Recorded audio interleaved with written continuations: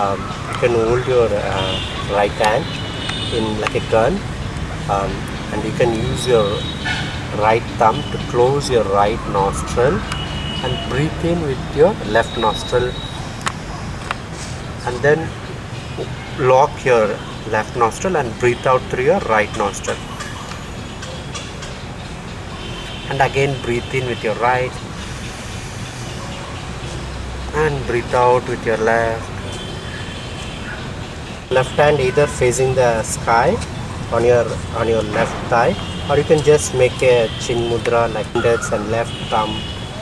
Just keep it like this. You're not having any rage or you're not using wrong words, and you're able to drive better also.